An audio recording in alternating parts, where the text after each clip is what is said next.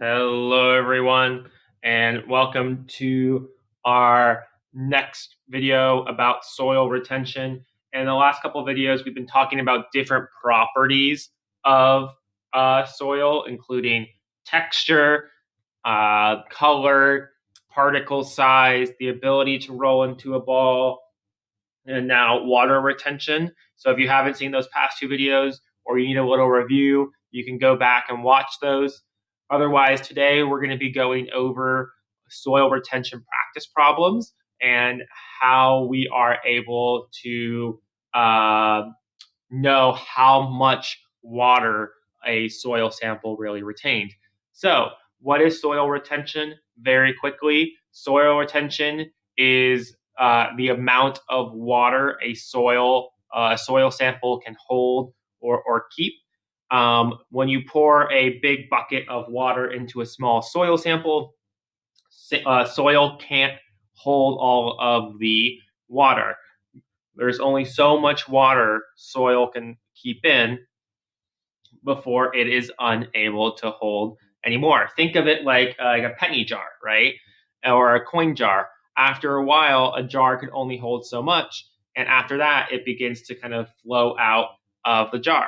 It's the same way here. Water can only retain so much, or soil can only retain so much water, and after that, it starts to kind of spill it out or spill it away. And to figure out that soil retention, we first have to look at how we set it up. So here's how a lot of scientists set up and test for soil retention. One thing that we do is the first thing that we do is we have our soil sample. And we usually put our soil sample into our little funnel here. And then we have our water and we pour our water in on top. So the water will go poured on top of the soil sample. And then lastly, the part of the water will begin to come down into our jar.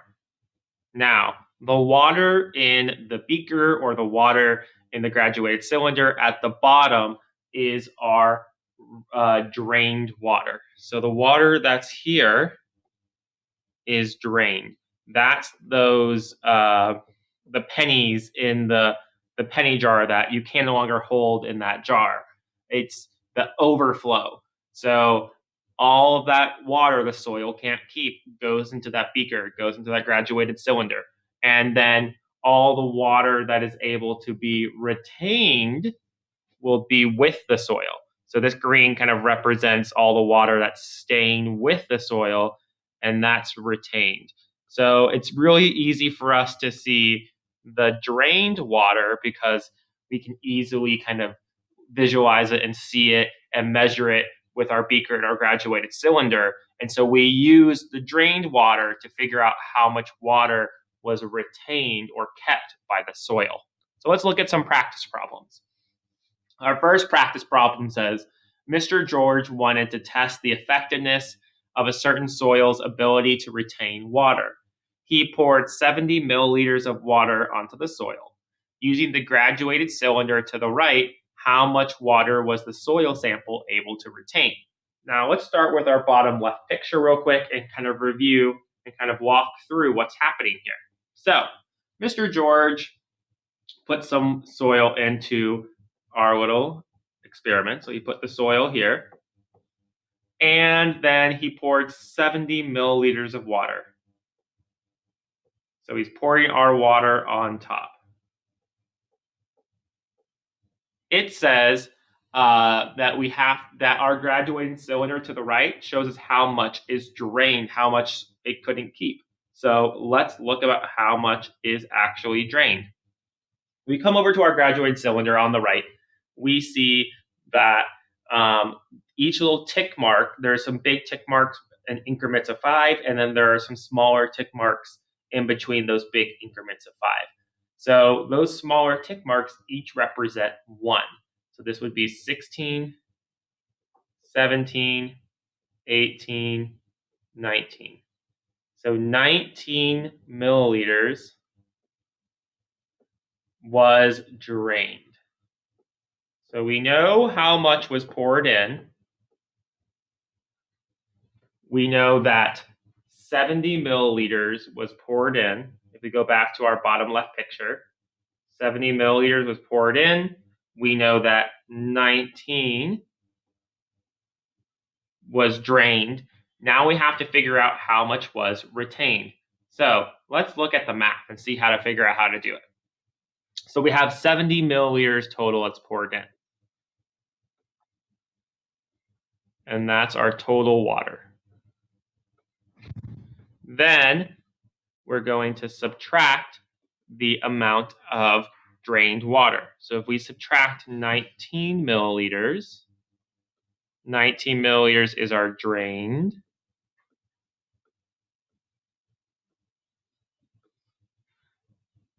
If we go ahead and do that subtraction problem, 0 minus 9, we can't do that. We can't subtract the ones place, so we have to come over to the tens place. We borrow 110, that becomes 6. And then we give that 110 to the ones place. Now we have 10 ones. 10 minus 9, that means we have 1 1 left. 6 tens minus 1 tens, that means we have 5 tens, so we have 51 milliliters. And that 51 milliliters is the retained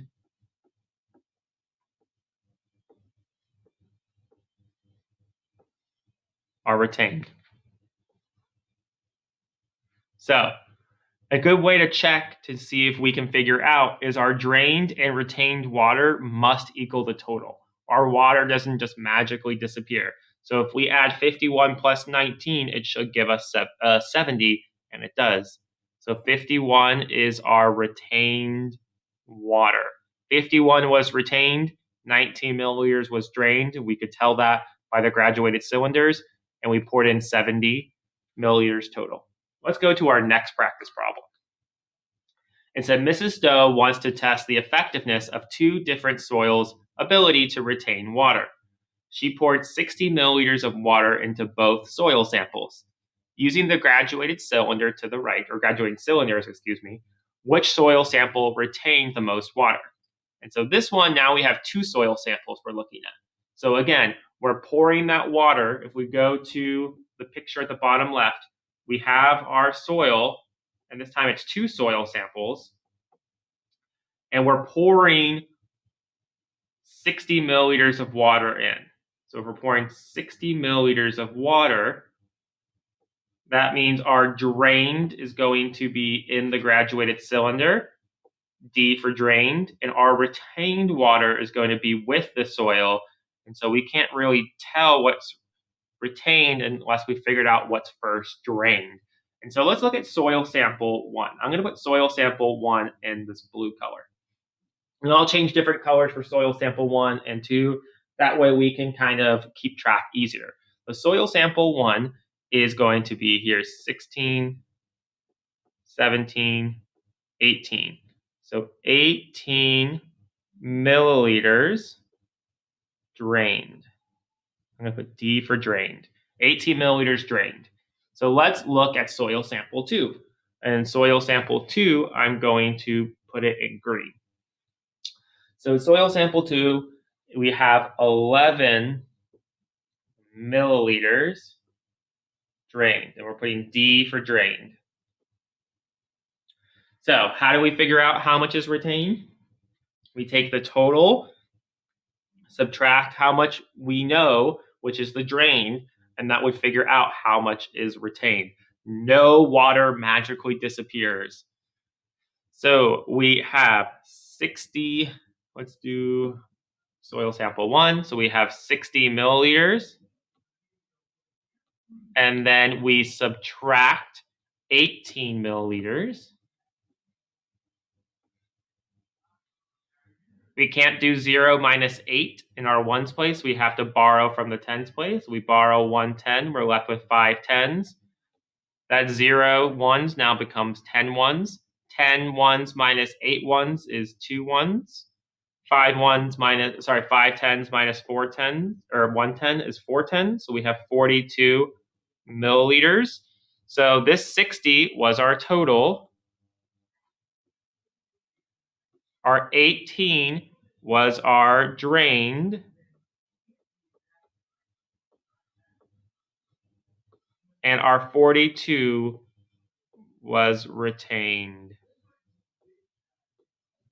Okay, so that's soil sample 1, and that was, again, in that bluish color. Now let's go to the green color, which will be our soil sample 2. So we had 60 milliliters.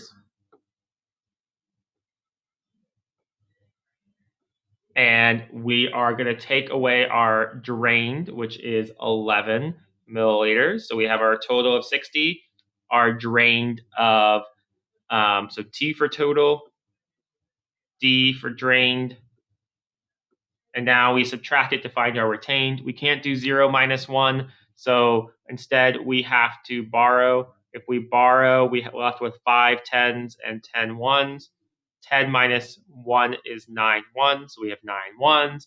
5 10s minus 4, or 1 10 gives me 4 10s, so we have 49 milliliters, which is retained. R for retained. So which one is retained more? Soil sample 2 retains more. And this is the tricky part. It's the opposite of what you think sometimes. If a soil sample drains more water, it actually retains less. So since there was 18 milliliters drained in sample 1, that's less that was retained since we poured the same amount of water into both soil samples. So the more that's drained in our soil samples, the less that's retained. And since only 11 was drained from soil sample 2, that means more was retained. So let's go to one last problem. And it says, Mrs. Pierce and Mrs. Gomez poured 40 milliliters of water into a soil sample. How much water was drained from the sample? So this one is a little bit different. We've been talking about retained. These last couple problems we've been saying, how much water is retained? How much water is retained? If we go into our bottom left picture, again, we have our soil. We're thinking about this. We have our soil in our funnel. We're pouring water in. So in this example, Mrs. Gomez and Mrs. Pierce are pouring in 40 milliliters. And we're left with some amount that is drained. So this one is actually a lot easier. We don't have to do any math. In this one, all we have to do is be able to read our graduated cylinder. And so if we come over to the right with our graduated cylinder, I'm going to pick red. Again, these are going up by ones. The little tick marks are going up by one. So we have 20, 21, 22. 22 milliliters is drained. That's our answer. And when we're asking for drained, we're just looking at our graduated cylinder. So 22 milliliters was drained. We don't have to do any math since we're only looking at our graduated cylinder because we're only looking at how much was drained. So I hope this practice problems help. A quick summary, again, in order to, the amount of water that's retained is, water retention is how much water a soil can keep in it to help give nutrients to the plants that's there. We figure out how much water a soil sample retains by figuring out how the total amount of water that's put in or poured in, and trying to figure out how much is drained from that soil sample, how much cannot be retained, and then that will help us figure out how much was actually retained by the soil sample. So I hope this helps, and I hope to see you guys in the next